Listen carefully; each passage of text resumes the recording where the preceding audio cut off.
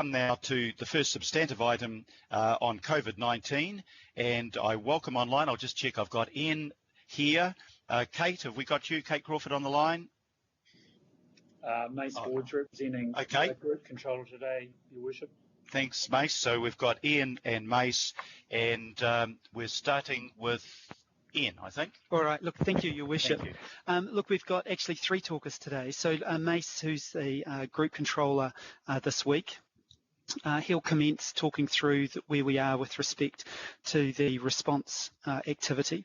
We've also got Phil Wilson with us today, and Phil has picked up another role, as I'm sure you noticed last week, in terms of recovery manager. So we've got an opportunity to talk through recovery. Look, the whole area of recovery is just starting to come together, and again, it's a nationally orientated framework within which Auckland will be working, and we're just starting to sort of pull that together. And then I'll come back and talk through where we are as Auckland Council as we look, as we've deployed into level 3, and as we look towards what we're doing in level 2. So look, I'll ask Mace just to run through where things are at with respect to the response phase. So Mace. Kia ora, everyone.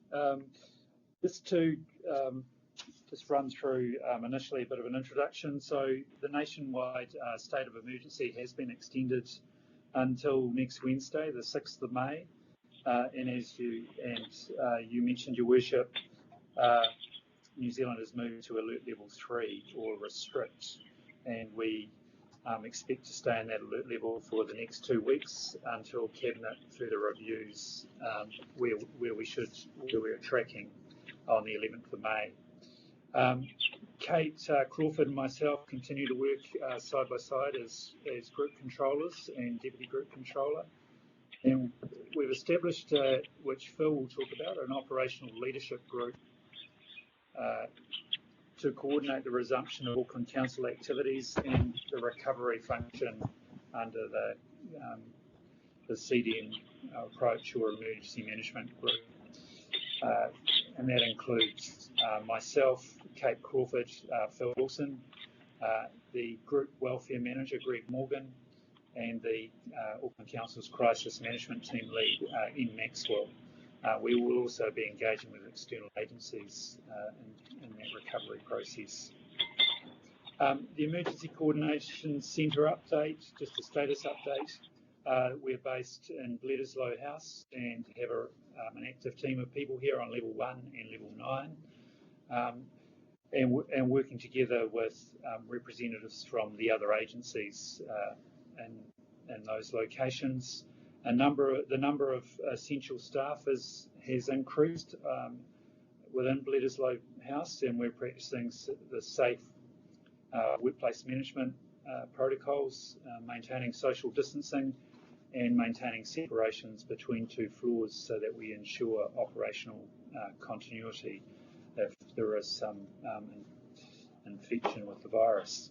And operating in tandem but separated from the ECC, we have our so the Regional Isolation and Quarantine Coordination Cell is operating mostly on the 9th floor, so that's typically the separation we've got.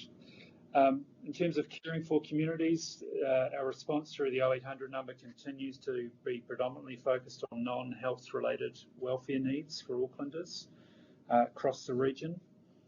Our Welfare Food Parcel Initiative, which has now been running for 4 weeks, has taken almost 30,000 calls through the Auckland Council call centre and resulted in more than 15,500 requests for assistance. As of midnight last night, we had dispatched over 20,000 packages supporting over 11,000 households across Auckland. Of those packages, 16,000 were food packages and 4,000 were essential boxes of supplies. The food packages typically include 2 boxes of non-perishable food and a range of products to meet people's reasonably simple dietary needs. So that's going well. We do have a heat map that we can circulate after this meeting to members to show the general distribution of that that welfare support, and you'll see it on your screen now. Thank you, Sandra. There has been a backlog in deliveries around the sort of public holidays we've had, Easter weekend and Anzac weekend.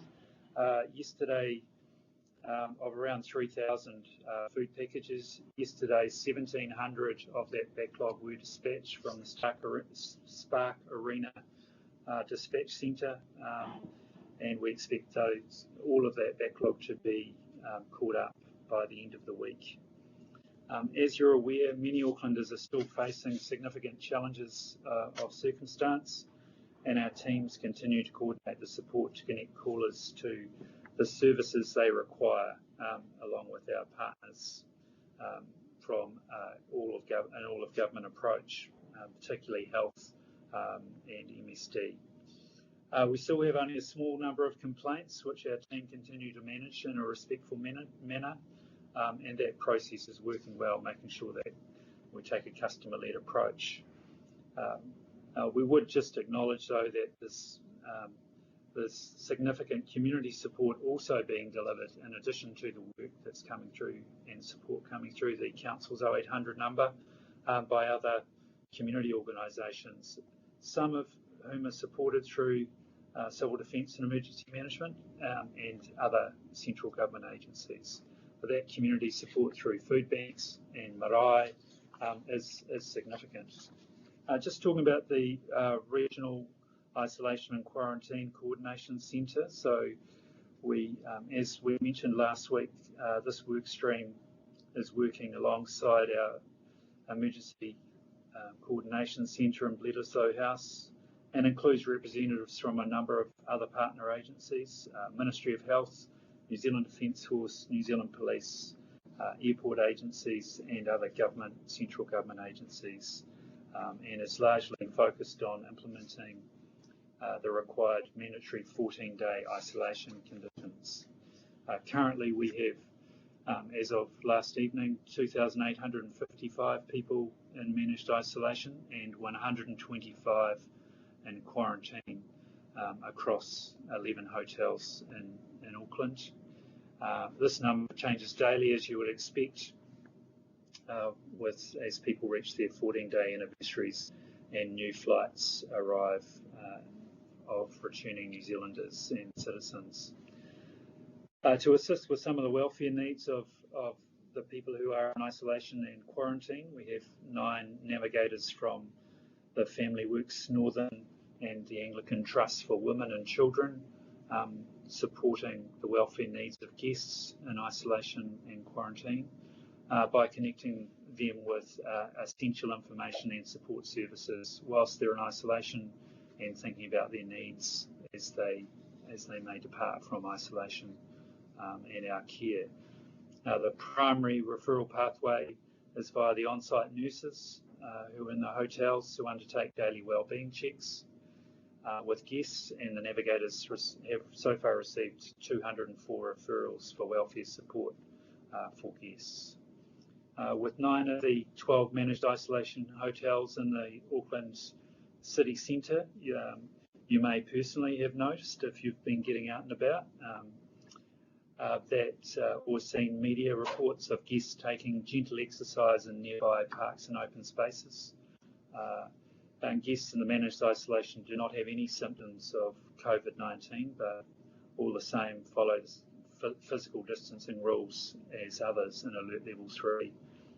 These walks or gentle exercises are supervised by our aviation security partners, and we know these short breaks in the outdoors are really important for guests' well-being. I would also mention that, and as you will have noticed in media, there have been majority of people are coping well being in isolation for 2 weeks, but there are some exceptions to that, and that's where the navigators play an important role along with our partners, particularly the Ministry of Health, New Zealand Defence Force and Aviation Security, in ensuring that their welfare needs are being met. I think that's important where it comes to food, those other welfare needs, or indeed assisting people to go through any appeal processes which the Ministry of Health make those decisions in terms of isolation. Te Pou Whakarai, as you've heard before, we've stood up a Māori specific function in the Emergency Coordination Centre structure to work with Māori communities. I think this has been very successful. Certainly across New Zealand, we have received quite a few calls to see if this can be emulated across other emergency management centres. Te Pou Whakarai continues to do outreach program to marae, iwi and mata waka organisations, and support to date has included 13 staff from Auckland Council's Māori staff network, making outreach calls to 1,500 vulnerable Māori seniors, an increase from 700 from the 700 reported previously. On behalf of Ministry of Social Development. Staff have also advised that Kaumātua and Kuia are reporting good health, and support networks of the 400 calls, a low number of referrals for welfare, for food or kai have been requested. This staff group is continuing to contact iwi, mata waka and marae to check and identify welfare needs. As of yesterday, 1,239 food parcels and hygiene packs were delivered to whānau on behalf of a number of marae across Tamaki Makaurau, including cleaning and sanitation packs to keep people safe, delivered to 13 marae providing essential community services. Just some other general information that you may have been aware of as well, but Auckland Transport Operations Centre has developed traffic management plans to manage traffic near high-risk sites like interchanges, schools, community-based assessment centres, hospitals, and also drive-through fast food outlets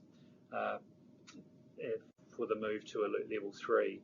These emergency speed limits have been put in place to reduce speed limits down to 30 kilometres an hour in those high-risk sites. And additionally, Queen Street in Auckland has been restricted to buses only, no cars. We are also maintaining a watching brief on the water supply status as an emergency management centre, and remain ready to stand up further emergency response if that should be required, together with Watercare and others. Just as a final word, Your Worship and Councillors, I'd like to again acknowledge the dedication of the Auckland Emergency Management staff, other council staff of a relatively significant number, and our partner agencies working on this response. It's been outstanding. The operation continues to run daily from mid-March for 12 hours a day in the office, and also through into longer than that where needs arise, particularly with people in isolation and quarantine hotels. And most importantly, we really appreciate your support, but the support of other parts of the organisation and the community as well at delivering welfare and response to Aucklanders. Thank you very much for your time. Happy to take a few questions. Yeah, thanks, Mace. Just before we come to questions to you, maybe I'll get Ian and Phil to make their contributions, and we'll take the questions together. Brief update I got from Auckland Transport last night. First 2 days of level 3, the patronage has risen from 16,000 a day to about 35,000 a day. That's still only 10% of the normal, but people starting to resume use of public transport, and with strict separation requirements. So there's a cap put on how many people can travel in carriages and on buses. The motorway at 6 o'clock this morning was starting to look a bit more like normal, so you're seeing a whole lot more people back at work. And I just wanted finally to give a big thank you to 70 librarians who between them made calls to over 15,000 over 70-year-olds who were living alone without any internet connection. And really good feedback on that. People really pleased to be contacted. And and fortunately, not a lot of distress. There were, I think, maybe 300 to 400 requests for food parcels and other social assistance, but generally people were coping quite well. Ian, I think if we come to you next and ask you to report, or Phil, do you want to go first? Phil, in his new role that we gave him last week, formerly of Recovery Manager. Thank you, Your Worship. Councillors, just a quick update from me really today, and probably some more detail and more of a focus on recovery going forward. But just quickly, so what happens with these situations is that we need to transition at the right time from response to recovery activity. That's what we're working through at the moment. That's what the planning is around. Being honest, I'm getting my head around that and the formal structures, responsibilities and so on that apply, and hence we'll have some more detail probably next week. For your information, we are expecting some direction, some requirements from the National Emergency Management Agency. Council will have some explicit responsibilities in the recovery phase that are handed down to us and which are likely to be captured in some bespoke legislation that we're expecting in the not too distant future, i.e. that sets out some particular responsibilities that we will have going forward for recovery. You will understand that recovery in this situation probably looks slightly different to what might have been envisaged for certain other emergency situations. It's probably longer term. It's probably more concerned with economic and social recovery, dealing with employments and so on. So look, in simple terms, we're doing planning now and looking at what activities, what structure, what roles and so on are required. Importantly, we need to make sure that this isn't confusing, that there is really clear responsibilities as to who is doing what. So I mentioned the formal emergency management response. There needs to be alignment and clarity about what Auckland Council is doing in terms of its traditional role, but so too it needs to deal with the role that the community itself, that NGOs, that other government agencies play in the recovery space going forward. And look, just finally, the other leg to the stool that we are looking at is really the civic leadership that's going to be required on an ongoing basis. And there's an important role, a very important role for the Mayor and yourselves to play there. So we're doing some thinking about that. A campaign, if you like, where we're clear with and for the community that a solid plan does exist, that these are the areas we're focused on. I mentioned employment, economic recovery and so on, to call out two of those, and that we're messaging the very real ongoing concern for the community's recovery, and that's sort of, if you like, the purpose that sits above our recovery planning. So look, more news to follow, and I'll leave it there for now. Thank you very much for that, Phil. You mentioned that there's legislation before Parliament. Just to let members know, I finally got a message back from Carmel Cepoloni last night that next week the Parliament will be putting through all its stages on Tuesday and Wednesday legislation to enable those councillors who wish to return a percentage of their salary to the council to do so. I've had a number of inquiries, including I think from Kathy around that. So that legislation will mean that if we choose, we can give some of our salary back for that 6-month period if people haven't already made alternative arrangements around donations to charity. Ian, do you want to add Sure. further to that? Thank Sure. you. Look, I expect you're getting the impression that we're moving from a situation of trying to deal with, I suppose, an immediate health issue to a situation where we are trying to deal with a recovery, and it's very much a focus around economic and social issues as we move into the future. And if you've got that impression, that's exactly what we want to try and present. And in a way, where we are now within our own organisation is also moving away from a situation where we are moving back to a new normal, a new way of operating. So I'll just try and highlight where we are with respect to some of those. So as of this week, we had no further COVID cases. We've only had 3 in total right across our group, and all those folk are recovering. The essential services which were operating at a level 4 are continuing to operate, and those new services which commenced this week on Monday, they largely involve field workers, inspectors, noise control officers, those sorts of activities associated with the economy sort of getting back on its feet, but also people who are associated with our capital works and maintenance programs. Right across Council Group, we've had no issues in terms of moving to level 3. So we've got more staff who have come on board around those capital projects and maintenance programs recommencing. Some of those projects have taken a little while to kick off because of the new health and safety requirements for those works on the ground to actually get undertaken. With water care, you're aware, following Ravine's presentation last week around the drought issues, the emergency tankers targeting household water tanks are stopped work this week. So the small water tanks have been recharged, but the issue with our major water supply exists and is serious, and so we can expect a bit more on that as we move down the levels, as Ravine outlined last week. Today we have some 626 staff who are now working back at Council. So many of these are field staff, many of them are rostered, so there are minimal numbers at once in any particular location. And we are also tracking our staff.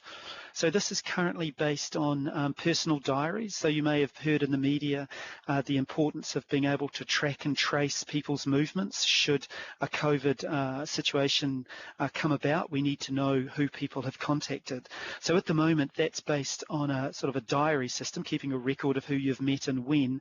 But we're also moving towards a technology-based approach, and we'll be using access cards, controlling access within our buildings, so people need to use cards so we know what floors people are on, and also where telephones and other devices are connected, so we're able to monitor that. So those activities, the technology-based approaches, will be available by the time we move to level 2. We've also recommenced our capital works projects, particularly those that are subject to contracts as well as maintenance. And that also includes, we've opened up a number of additional toilets, which have been an issue for particularly some of our more remote communities.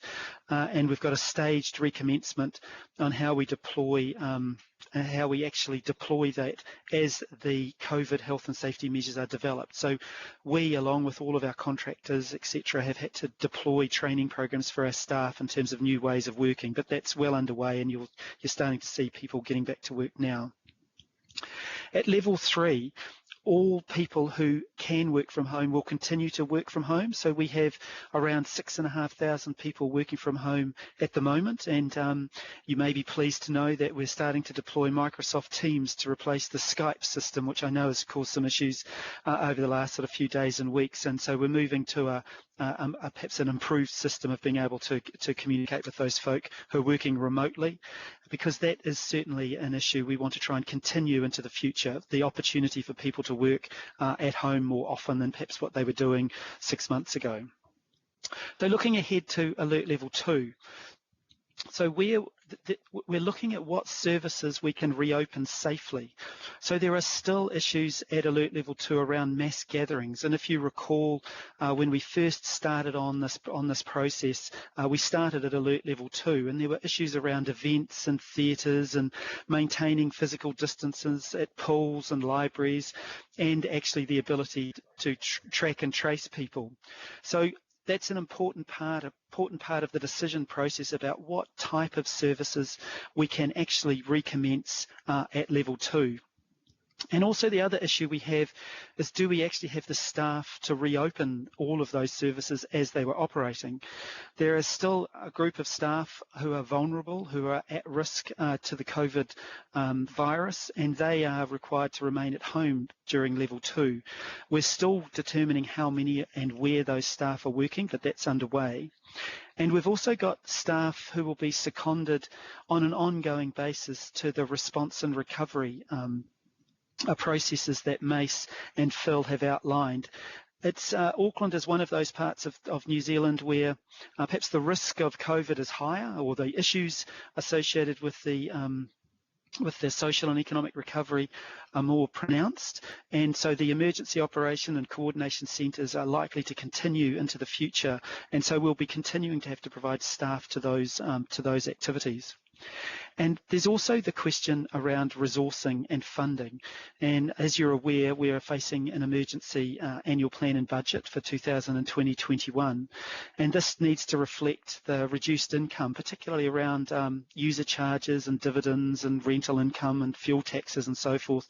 And that's got the potential to reduce will reduce the amount of income we've got available to actually apply to our services.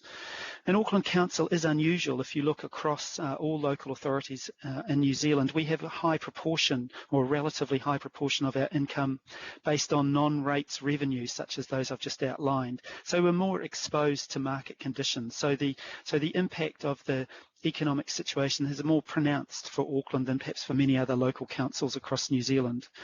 So we are looking at work, we are undertaking work now, taking into account those financial constraints, but also those staffing and health-related issues as to what services that we can open at the commencement of level 2. And we need to adopt a prudent approach to this in terms of opening up and maybe committing resources which we may not have in the future. So look, in the next week or so, you'll be experiencing and undertaking workshops and discussions around the financial situation, and associated with that will be a review of the services and the nature of the services we can open. And longer term, we'll need to look at those sorts of issues as part of the long-term plan. So look, I'll stop there, and look, if there's any questions for Mace, Phil and myself, we'd be only too pleased to respond. Thank you very much, Ian, and I think with the three presentations from Mace, Phil and Ian, there's a lot of information. What I'll do for this section is just go through the role, because I'm sure that people will have, many people will have questions. I'll integrate the question and comment section together, so we just get one bite of the cherry. So if you've got a comment to make, please keep it as concise as possible, with a focus particularly on questions. So I'll start at the bottom of the roll at the moment. Councillor Paul Young, any comment or question? Thank you everybody's effort during this period. I think that from our Auckland Council point of view, like the mayor make a public announcement because there's still some behavior we need to notice and inform our Auckland keep behavior. Thank you. Yeah, thank you, Paul. I think if everybody on their Facebook and other social media sites can just emphasise that, hey, we're not back to normal yet, we're not out of the woods yet, we've achieved so much, but don't put it at risk now.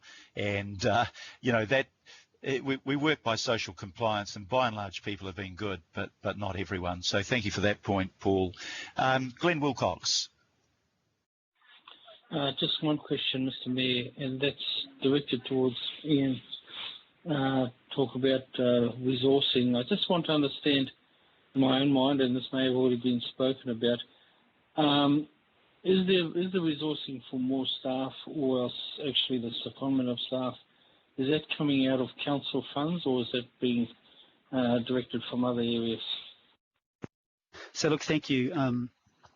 So in terms of Auckland Council, indeed all local authorities have a requirement to, or part of their normal role, to support the operations of, for example, the Emergency Coordination Centre. So in Auckland, we have a mix of people. We have people who are employed in the office, and you've worked alongside a number of those, but we've also got staff such as those librarians and indeed other people from across our organisation who are supporting them. And those are people seconded in, and it's my understanding that that's a cost to council. There are some costs that, for example, housing those folk who are in isolation, or feeding or providing those food packs. Costs associated with that type of activity is reimbursed by central government, but the cost of council staff seconded or working in association with the coordination centre is not. Thank you very much for that. John Watson. Yeah, thanks, Mr. Mayor. And just two quick questions. One, in respect of, your quite apt analogy there of, schools out, which has certainly been the response in parts of Auckland. Certainly in the news media, that I don't think that's been handled very well at all. It's that kind of almost joyous celebration, but there are people congregating a lot more now, and even if they are keeping their social distancing, and I'm thinking of places like Orewa, where I don't think there's any toilets open yet. I'm not sure, there wasn't at the last time I checked. Is there any plan then to open up a few more toilets while still trying to retain that restrictive kind of compliance? I think it was Ian mentioned that there was some thought going into that, but I'd just be interested in a few more details on that. And the other one, question to Mace, in terms of the heat maps. Thanks very much. They're useful. I wonder if we're in a position also to get a little bit more data about the other agencies that are involved. So we have the Salvation Army, and some communities like ours that have a group called Love Soup that are really accurate. So we get a kind of a fuller sense of how many packs are going out. I'm assuming that people aren't going around multiple agencies. There might be a couple doing that, but to get that more accurate picture of the need in the community, you really have to tie those, all the people that are together if they have that sort of information. Right, two questions here. Maybe the first one to you, Ian, about opening toilets, and then to Mace on the food banks. Is Claudia on the line? If she's not, I can answer the question. I am on the line, but my apologies, I missed the question. Oh, okay. Everyone. So it's about toilets and about opening of toilets. So I'm aware that we have opened some additional toilets, and that's been in response to some specific issues.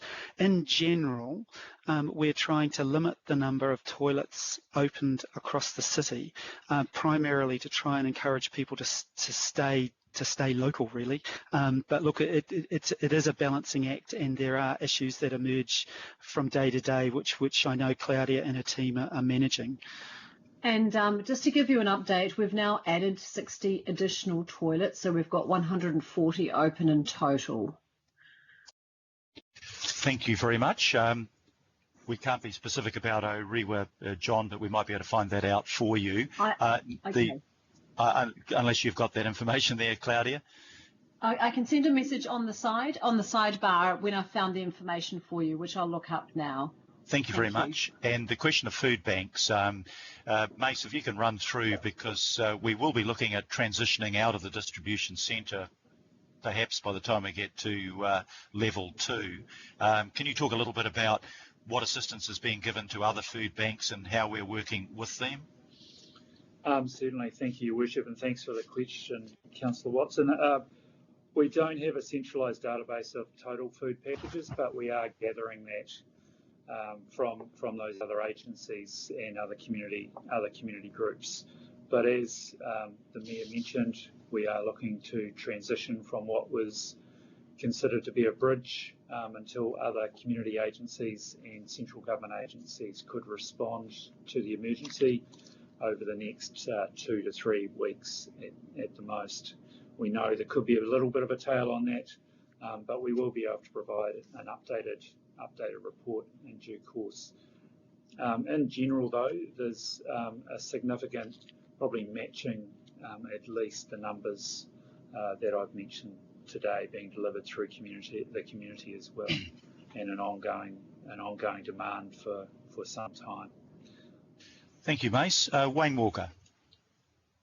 Okay, hear me okay, Phil? Yep, good. So 2 or 3 things.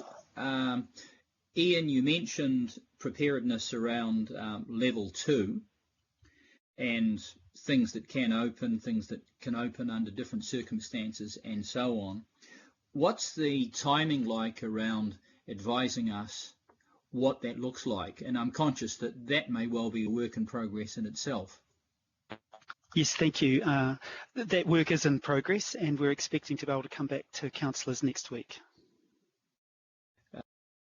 The other issue that I'd put to you that I experienced directly is around water, because I'm on water tanks and so are many people in the community. That issue has not gone away because there has not been sufficient rain, and I would recommend that some task force be put in place around that, because there are a number of people that are very, very stressed out around that issue, and COVID has accentuated it.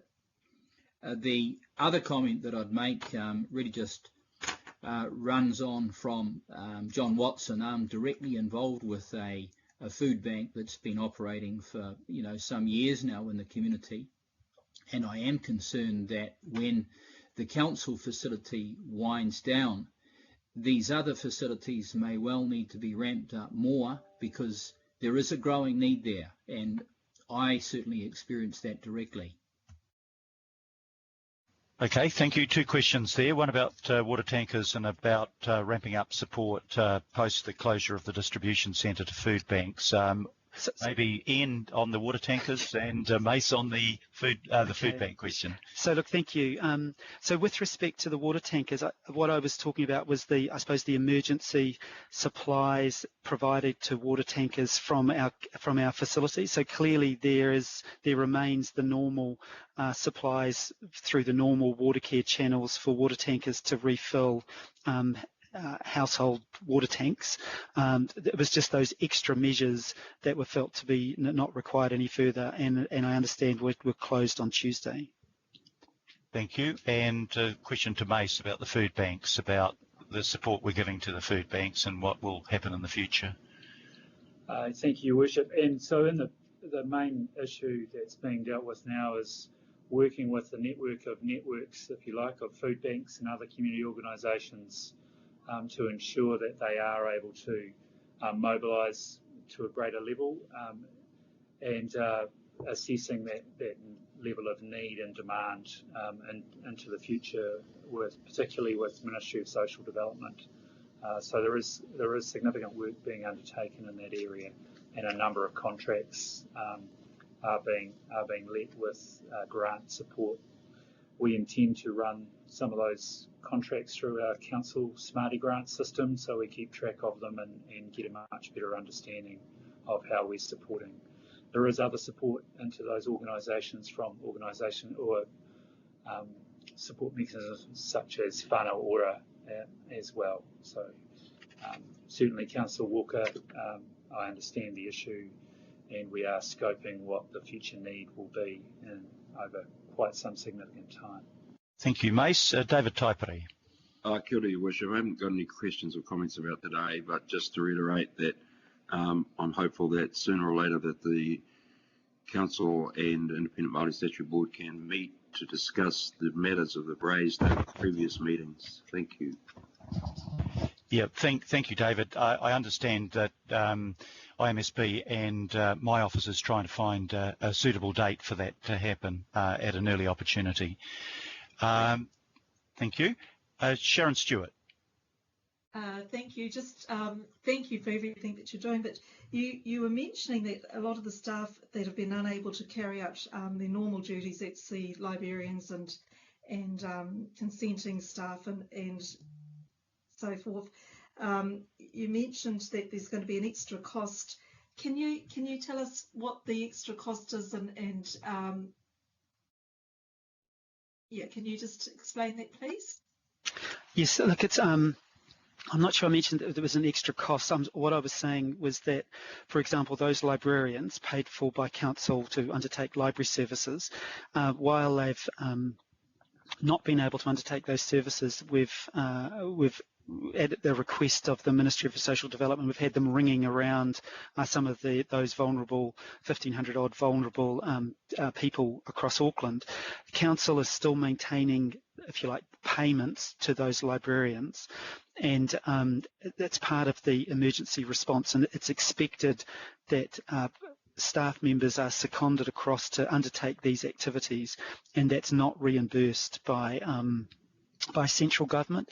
And I was contrasting that to the situation where we may have to hire a hotel in order to accommodate those in isolation, and the costs of the hotel and feeding the people in the hotel, etc., is all reimbursed by council. So there's no extra costs associated with council staff undertaking work, but we are paying for for those staff to undertake that work. Oh, thank you very much for that. Thank you. I think those call numbers were 50,000. Yes, sorry.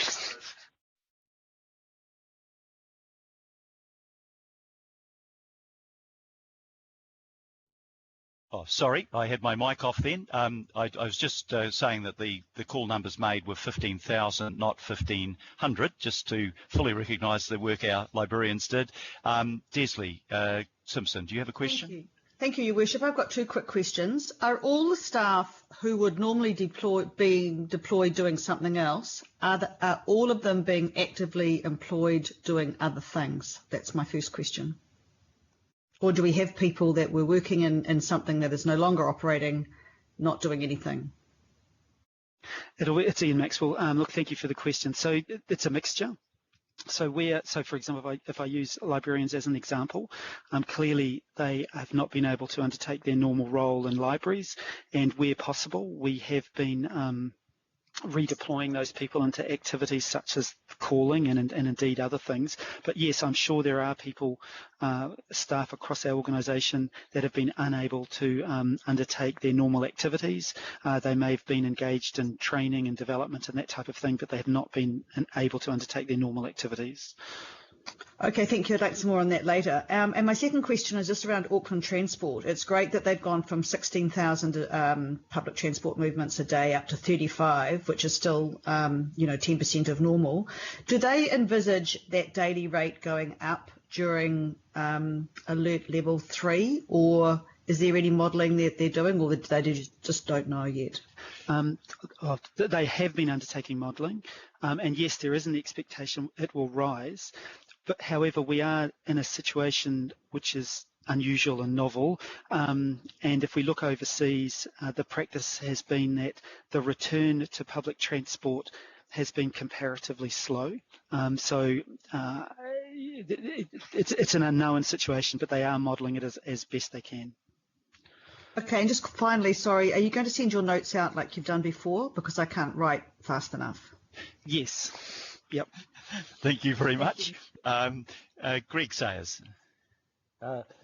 Thank you, Your Worship, and thank you for your opening comments at the start of the meeting. I haven't got any questions, just maybe a comment how helpful the information has been today, and just want to congratulate the presenters. And also just really wanted to reflect us back on the words of Mace's around his very heartfelt comments around how well the staff and the organisation is performing. I think we all heard that very clearly, Mace. So thank you for mentioning that, and I'm pleased that you're pleased. Thank you.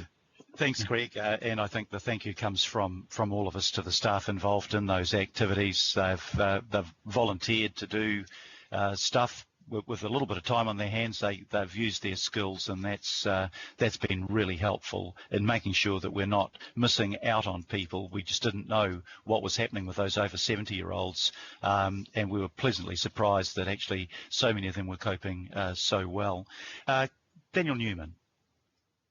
Thank you, Your Worship, and thank you to the officers for the very good work. Can I ask that we get some information shortly in terms of how we will look to open and to operate a couple of important regional facilities as we move from level 3 down to level 2. I would imagine the information will be forthcoming, but I speak specifically about the Auckland Botanic Gardens, the zoo, the art gallery and the museums. So I know the information is not available yet, but I'd be very keen to understand even when they do open, how those very important regional assets will operate to ensure that we can still ensure physical distancing and try and maximise the safety of the visitors to those facilities. So if that information can be, if I could request some information as to how that will work, I'll be very grateful. We can certainly, we can certainly provide that. The RFA is obviously responsible for the zoo, the art gallery and the museums, and I know they're working with central government now around exactly what are the sort of requirements in terms of actually not only those sorts of activities but things like theatres as well, which will have implications nationally. So we can get that information to you. Yeah, I think that'd be really good. I think with physical distancing, particularly things like the Botanic Gardens, might be good to try to get those opened earlier rather than later. Tracy Mulholland. Thank you, Your Worship. I don't have any questions or comments, only the acknowledgement of the support that we have received from all. Kia ora. Thanks, Tracy. Richard Hills. Thank you. No, it's just massive what staff are doing, and thank you, Ian and others, for really ramping up this work. It would be good, and not to show off or anything, but to actually show more of the public, if we could get some infographics or something to show, the phenomenal numbers of 20,000 food parcels and 50,000 calls, and if there's any way that we can show people what's available still, but also what council is doing to support our communities, and especially our staff working in, putting themselves at risk at this time as well, if there was any way for us to do that. What I did want to ask is how creative are we getting around redeploying staff, or even permanently to maybe government ministries or different things going on if this change continues, if there's ways we are connecting people with other employment kind of in a seamless way if possible, being I know that contracts and different things under normal circumstances you couldn't do that, but I guess that's changing. And the other thing around, we've had a Zoom call with some of our cleaners a couple nights ago, and they're all just on the wage subsidy because they're contracted, so as they're not doing the work, they're not being paid. So I just wonder how we are trying to connect some of our contractors who work full-time with us, so it technically feel like full-time staff, how they are being maybe redeployed or helped with government agencies or even private. Are we looking at McDonald's and other places which are overrun right now, supermarkets, and connecting our contractors who are on minimum wage usually, but are on very less, how we could possibly do that at the same time, just so we're helping our most vulnerable people, workers, and also encouraging them to come back when the time is appropriate. Thank you, Richard. I don't know, Ian, whether you can give an answer to that one. It's not just our cleaners, of course. It'd be a whole wide range of people, RFA, etc., that we employ or work for us through contractors. So the implications, our ability to redirect them may be limited, and our ability to bridge the government subsidy up to the normal full wage would be pretty difficult too. But Ian, is there anything you can comment on that, or we might be able to get somebody to come back with more specialist knowledge in that area? Yes, look, it's I suppose it's fair to say, look, up until quite recently, our focus has been very much on the health issues and managing through that, and we are clearly, all of us are now thinking about the future and recovery, and so that sort of innovation is definitely going to be required. We're going to have to work extremely closely with a whole range of community and government agencies to get our community sort of back strongly. So look, all of those concepts and ideas, but look, it's fair to say that I don't have a ready answer to that particular question right now. Thank you very much. Shane Henderson. Thank you, Mr. Mayor. I'm just kind of thinking out loud this morning, but I'm aware that there are increasing demands on our mental health services with the COVID responses and all that. So does Council have a broad role in addressing mental health needs further going into the future and as we come out of these levels? The short answer is no. It's mental health is primarily the responsibility of the Ministry for Health, and central government have enhanced funding in that area that will go via the Ministry of Health to a range of agencies. I suppose what we do have is things like open spaces and places where people can go to sort of get away from it all, and so we play a role, but it's in that sort of area. It's certainly not in the sort of the technical element of mental health. That's the responsibility of the Ministry for Health. Thank you. Chris Fletcher. Your Worship, thank you. My question is directed to Phil Wilson in terms of looking ahead in recovery. You're in that capacity for the whole council family, I take it. So the specific concern I've got is, even where the planned works, where do we bring common sense and practicality in? I've had a number of people contact me this morning over what they see as the insensitivity of coning off Ponsonby Road, just as cafes and small businesses are trying to get their feet under the table again as small traders. Can we, even where there might be planned works and policy in place, are we looking at the issues around compassion and public relations for just the implementation of those works, so that we're not, we're not falling out? It strikes me as a little bit insensitive that we are, just as people are opening up, we're sort of closing things down as regards car parks and so forth. So just would really appreciate your comments on how you can kind of oversee the transition, that we put in place the right policies, but we also take into account people's circumstances. Thank you, Councillor.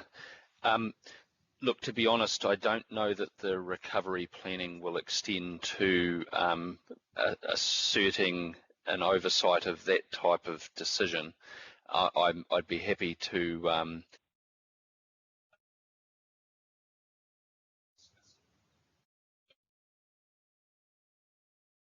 to that level. Sorry, I've lost you. Yeah, I think you cut out, Phil, in the first part of that, so maybe if you just start the sentence again, please. Oh, apologies. I was saying that I don't think the recovery response will assert to that level of detail a responsibility for that type of decision. I'm happy to take that offline to Auckland Transport and convey the sentiment and perhaps some broader expectations. But to be clear, the recovery effort's not going to start dictating to Auckland Transport how they roll out certain of their projects. Thank you. Thank you, Phil. I mean, I don't want to see you doing that at all. But what I'm asking for is, when we look to economic recovery, just as we put a lens over certain things that we want waiting on, should we not look and make sure that whatever policies are being put in place, that we keep that economic lens on the recovery, that we're not taking lives more difficult for our small businesses. Yes, understood. And to your point, I believe supporting economic recovery.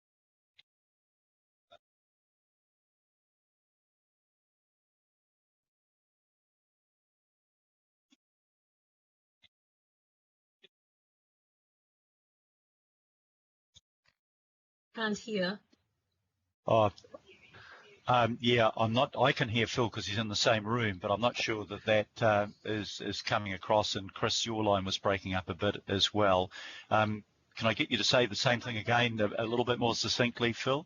I'm happy to take it offline with Phil, Okay. but I just think there is an economic lens that we need to Yeah, Chris, your line's over breaking up as well. Can I pick up your suggestion that you and Phil talk offline about that? That would be helpful. Thank you. Councillor Alf Filipina.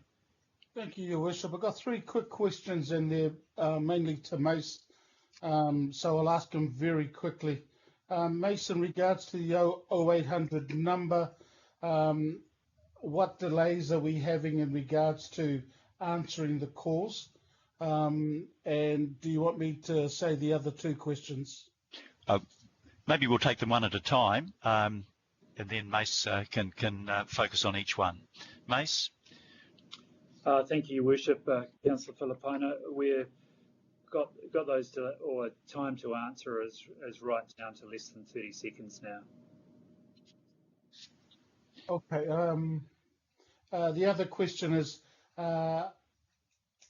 once the emergency declaration, if on the 6th of May is no longer, does that mean our 0800 number stops? Because I think we'll find that that's when the need is more post the emergency declaration.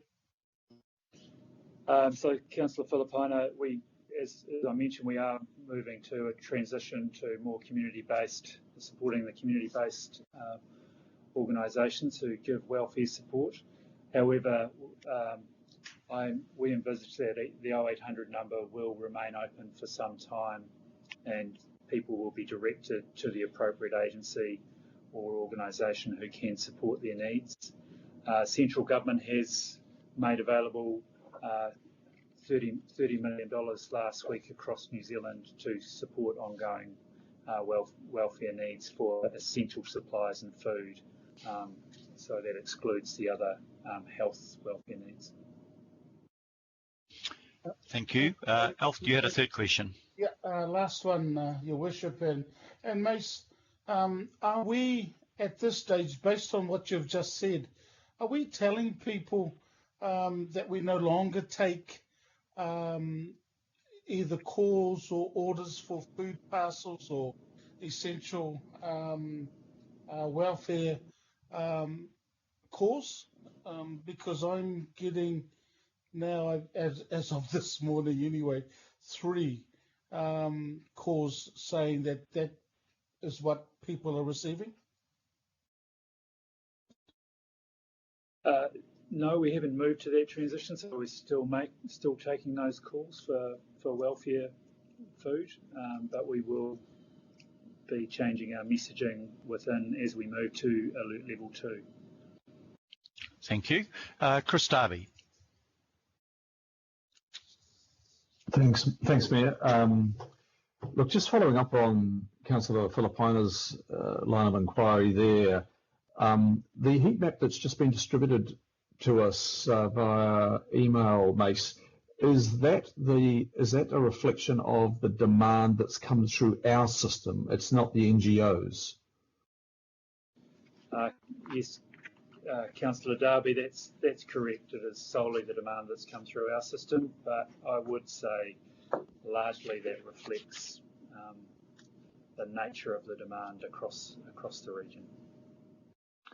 Yeah, Mayor, look, just briefly, I think, look, it's great to see that significant contribution coming in from government, but my feeling is we're going to have to keep a very close eye on this level 3 and level 2. I attended the North Shore Sikh Society food parcel delivery on Saturday afternoon, which was supposed to be for an hour, and the queue of cars was across the hill and out of sight for an hour and a half. And I was quite surprised to see the demand for, a modest food parcel. And it sort of says to me that the enormity of this problem is only going to grow as the wage subsidy runs out and the redundancy notices start to roll in. So I think we need to have a bit of a rain check on this one. We need to be having a very close eye on it. Yeah, my guess is that there will be a time delay. Certainly when the wage subsidy runs out, that may mean a number of those people being laid off. We've seen the figures in the United States as to what's happened to growth there. The largest drop in growth in a quarter since 1989, and that was just with 1 month impact. And there's no reason to suspect that we'll be spared a lot of the effect of that here. So I think the need to provide that urgent assistance by way of food parcels will be ongoing, even beyond the reduction to level 2. So that may be, however, not through a distribution centre as we're doing now, but through additional assistance through the food banks. But a fair point I think you've made. Angela Dalton. Thank you, Worship, and it's really just following up on what you've just spoken about. So I also have significant concerns about the ceasing of that central food bank. And Mace, thank you for the heat map, and I can hear what you're saying about the transition and how you're getting the information from some of the existing food banks perhaps, but we have so many groups that have stepped into this space that were not traditionally providing food parcels, and I want to make sure that we are absolutely gathering the need and the gap that is going to be presented once Central transitions out of supplying the food parcels. I'd like to, if I can, have an offline conversation about it, and I'd like to understand how we're going to make sure that certainly the local board chairs in the south have some oversight, because they're the ones that are going to be filling this gap through coordination of existing groups in some way. But I do hold a significant concern. Sorry, Angela, we just lost your last half sentence. You said you have a significant concern, and it sounded like it was going to be quite important. So would you like to repeat that?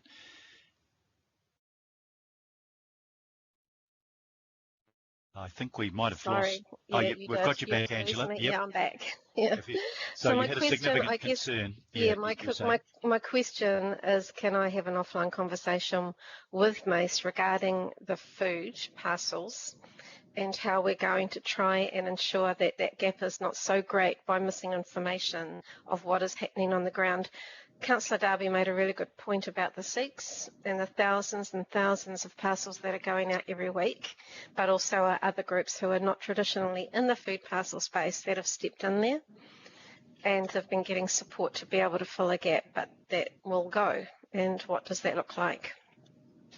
Yeah, I think that's a good conversation to have, and to make sure that we have got proper coordination between the food banks, and that we are, to the extent possible, using those that have experience in this area, because they're doing the triaging to find out what people's actual needs are, like Daryl Evans in Mangere. Before you get the food parcel, they want to know what your circumstances are and how they can help deal with the cause of your need for the food parcel.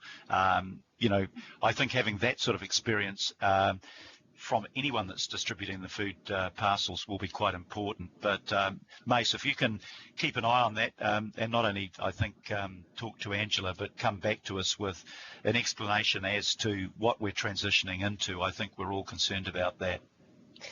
Thank you, Your Worship. And I just had one comment for Phil, and this is just around the recovery and the opportunity. You've spoken about the leadership of the civic leadership, but I think that if we're role modelling, I mean, things should be changing. As the toilets are opening, there should be a visible change to be able to say this is not the normal we had. This is the new normal. And what does that look like? So as we're doing, and I know there's no money, but maybe there's some different signage, there's a different physical appearance. Our people are still cleaning the buses, still cleaning the trains. So while we're role modelling that behaviour, then people who are coming back into the workforce and schools and back into public can see that it's different now. That's just a comment. Yeah, Phil's given the thumbs up to that comment. He's in agreement with it, and I think we do. The normal will be a new normal, not the old normal, and that's absolutely critical. Linda Cooper. Thank you. I mean, same around the food banks, etc. I guess for me it's about we can't sustain that vector, and in the end it'll be about how we support the major organisations who are doing this in our own, compass points of our region. I think that's really critical, and I mean, a lot of it has been volunteered food from supermarkets, etc., whether they can sustain that or not, and also Ministry of Social Development. So I guess we'll just need to be very aware and see how we can support or not. I mean, our major job isn't to provide food as a council, but definitely to support organisations where we can, given the budget we have. Just want to go back to this whole notion around now level 3, and I think the very confusing message the government has given about staying within your region. And as we know, we've got a massive region, and in Councillor Henderson and my ward, we've got some very popular West Coast beaches, and Shane's worked really hard this last week to get some of those toilets open. So I know it's a really basic thing, but it's a basic thing that people expect councils to do. And we've got people going in their droves already, driving long distances to our West Coast beaches, and I'm sure other beaches in the area. And I just don't know how we manage that, because the expectation from our community through Facebook, of course, which is always really hard to manage, is rather than emailing us directly, is people saying if we don't open the toilets, people are going in the dunes, and it's pretty bad. And so I guess for me is the question around, first of all, I know this is really mundane, if you could just send the councillors and the local boards the list of the toilets that are open, those 140, so at least we can be able to tell people, yes, that's open, and then the reasons why the others aren't. And we've had some really good responses to that through Mace and his staff, but I think that's simple messaging we can do to our communities who bear the brunt of people travelling within their region. This just seems so crazy to say region, that the whole messaging is wrong, and it's giving people leeway to get in their cars and drive, 30, 40k to go to the beach. So yeah, anyway, we can't change that messaging because it's from the government. So I guess that's the thing for me, is how our staff navigating that regional message with the confusing message, but stay local, and also making sure that our people that live in those local communities don't have to deal basically with the excrement, which is not okay for our environment. It's not okay for health and safety. Thanks, Andrew. I'll get Ian to answer that to the extent that he's able to. Thank you, Councillor. I know Claudia and perhaps Rod Sheridan are on the line, but look, they're carefully trying to balance the sorts of issues you've just highlighted, and the opening of toilets along some of those West Coast beaches has been an example of that. So look, it is an ongoing issue. The police are primarily responsible for behaviour and any sort of disorder or around the requirements of social distancing and so forth. But look, we're working with local communities and with the police around opening up facilities such as toilets. And I know there are mixed messages out there, and if I can, I'm sure we'll be able to provide a schedule of toilets out to those councillors. Thank you. Absolutely, we'll be working on that today. Yep. Thank you very much for that. Thank you, and thanks for all the work. Alf, you had a quick comment you want to make about food parcels? Councillor Filipaina, have we got you on the line there? Yep. Yeah, look, I did, and look, I think for me, and the accountability for the money, I just wanted to congratulate the 0800 number set up, and that's because I know with what we've received is that we can make, well not make, but we can account for the parcels and all the assistance that we have. Other organisations don't have that. So in regards to it, this is why it's important when we get to level 2, level 1, or whatever level where it may not be needed.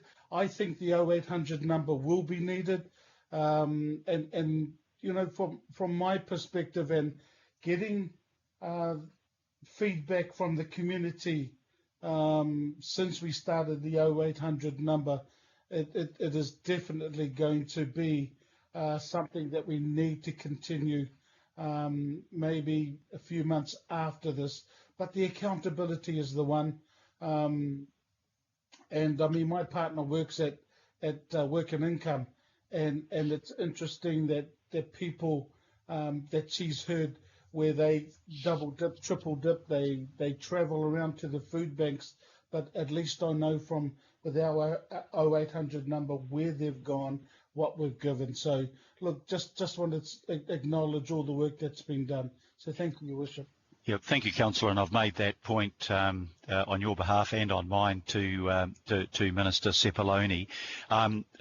To Linda Cooper's point, yeah, transition's always harder than steady state. Steady state, you know exactly where you are. Transition's pretty hard. So we do need to have continuing messaging, and I'm sure the government will be aware of that. Councillor Pipacoon. Thank you, Mr. Mayor, and kia ora koutou, Mace, Ian and Phil. Thank you for your update. I really do appreciate what you present to us each week and the range of issues that are being covered. My mum was one of the over 70s who received a phone call, which was she very much appreciated. Just in terms of, so this is a comment and a question regarding the work that Auckland Transport and ADO have very quickly moved to create extra space for walking and cycling so that we can maintain social distances during level 3, and it's really fantastic to see this being rolled out really speedily now. In terms of a comment about that and picking up what Councillor Fletcher point, I think what has happened is because it has been done very quickly on Ponsonby Road, the intention was very much that no car parks are intended to be removed, and that's the design that myself and the local board have supported, and so it's going to be re-looked at today because it's possible to have the extra space as well as maintaining a traffic lane and a parking lane. But there was a bit of a breakdown in communication with the contractor who put down the cones, so I know that that's already underway.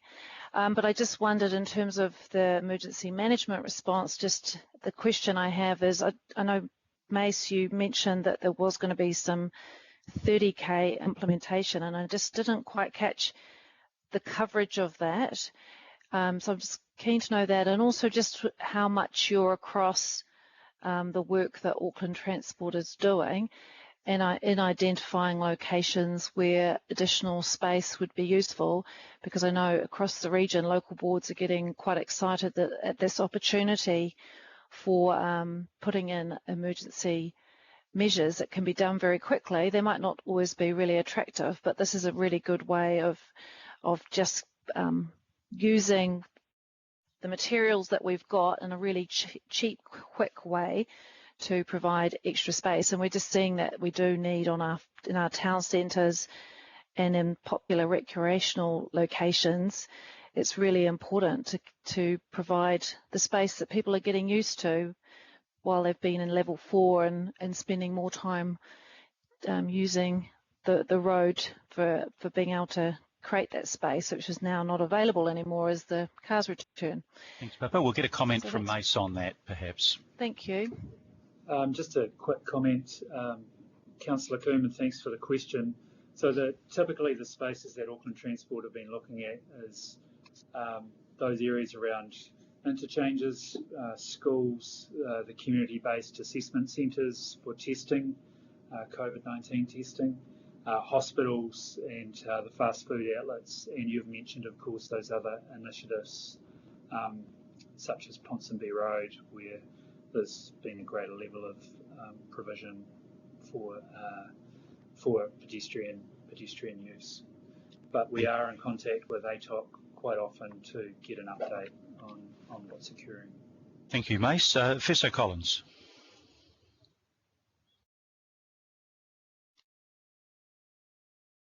Sorry, guys, the thing wouldn't come up. No, I'm really glad, and thanks. I was just keen to get the list of toilets, because people may have seen the article that's going around in social media around a couple of gentlemen who went into the Mangere Budgeting Centre to ask for adult nappies because they weren't sure where toilets were overnight or feeling safe. So it'd be good to get that list through. Thank you. Thank you, Efeso. Councillor Casey. Hi, Mace. It's not, it's Ian, sorry. Ian, I've got a couple of questions. You've got both on the line. Oh, right. Hi, Mace. I've got a couple of questions. My first is about libraries. I think that libraries can play a major part in our recovery. And my question to you is, are we considering a click and collect service where the doors stay closed but we can still actually issue books? I think Claudia is probably best to answer that, but I think the answer is yes. But good. Claudia, are you on the line? Do you have any comment to make on that? Kia ora koutou. My apologies, Councillor Casey. Would you be able to repeat the question? Yeah, just to find out if we are considering a click and collect service so that we can open the libraries early, provide a service but not have the doors open per se. We're currently reviewing that process right now, and we're hoping to have some more information and discussion and finalisation of that idea tomorrow. So Brilliant. We're hoping to be able to provide some additional information soon. That's fantastic. Look forward to hearing. Really heartrending to hear. And I know that there's lots of people in that position that are our staff. But my plea is this: can workforce planning be part of the COVID briefings to us so that we actually know what's going on? Because I really don't. I had no words to say back because I don't know.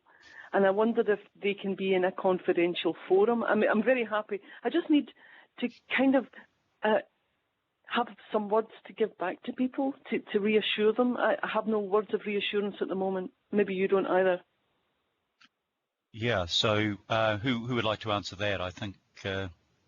It's Ian Maxwell. It's probably not a solid answer. Look, these are issues which we are working through. So the council and you as governors will need to look at what our financial situation is and how best to respond to that. And that's, I know, for example, later today there's a workshop around some of those financial issues, but we are working on what the situation looks like, sort of scenarios and some choices and options for you to consider. But it is a serious issue that we face as a result of the COVID-19 reduction in revenue that we face. And just one final question then, Ian, since you chose to answer. How are we keeping in touch with those staff? And I don't mean the staff that are directly employed by us. I mean the staff who are currently on 80% of their wages who are subcontracted to us. They are once removed. How are we keeping in touch with them with regard to their future? At the moment, I would think we're not in touch with them individually. We'll be in touch with the business as a whole, but we're not in touch with the staff members of firms that we contract with. We're dealing with the owners primarily. Thank you very much, Josephine Bartley. Thank you, Mayor. I just wanted to give my thanks to Mace, Phil and Ian for their ongoing work in this area. I share the same concerns regarding food, but I've also had discussions because here in my community I'm part of 2 food banks, and the issue there has been how can council support community to continue providing the food parcels? And it has been good to have our own distribution because of the volume, but when we do transition out of this as council, how are we going to be supporting the local community groups to continue doing this at a bigger level, because they'll pick up the calls that keep coming. And and then I also I'm still confused about Auckland Transport and the physical distancing changes they're putting in place, and if they can start working with us as councillors and the local boards about the changes that they're putting in place. I know that they did it with Waitemata, but they haven't done it anywhere else where they've put in the changes that I know of. So it would be really good to see some clarity around that Julianne Genter uncapped fund for emergency response, and how we as local representatives have our part in what comes out of those those funds and actions. Mace, that may be questions to you again. Obviously, you've made the point that we're looking at transitioning in the food bank area, and you'll come back to us on that. In terms of the Auckland Transport, I don't know whether you can comment much further. They've put in place 17 different projects for physical separation and allowing for more walking and cycling. Is there anything further that you can add to that? They also, Josephine, they're looking to make further bids under Julianne Genter's expanded scheme that will not involve a cap of 7 million, but we'll be looking at wider funding for that. And they're processing, I think, ideas for moving forward on that. But Mace, have you got any further information? No further information, Your Worship, or Councillor Bartley, on other than what you've shared, Your Worship. In terms of the food banks, I acknowledge that that's a significant piece of work. We need to come back to you on the transition. Yeah, I think it'd be a good idea, actually, if we might get Auckland Transport in next week as part of the team, just to give us an update. But Megan, you might be able to add further to that in the meantime. Thanks, Mr. Mayor, and thank you, Councillor Bartley. Look, just to say that there is going to be a report next week around the initial bid for that Accessible Streets Fund, or Innovating Streets Fund, and there will be some further work and process over the next month or so about how you as elected members, both local board and councillors, can get involved in that process. So we'll speak to you about that next week. Okay, hopefully that will help a number of us that would like to get an update and to work out how the two funds seem to be working together. So we can look forward to that next Thursday. And last on the list, Deputy Mayor Cashmore. Thank you, Mr. Mayor, and thank you to all our staff, ELT, right through librarians, everybody who's been putting their shoulder to the wheel on this crisis. It's great to hear. My question's to Ian. It's a very simple one, Ian. Looking into the future, what do you see as our ability to continue doing the work we are doing, or even as some councillors are asking for our work to be ramped up even further? When are you going to be landing some medium, longer term plans about the financials and the actual pragmatics of doing extension of these programs?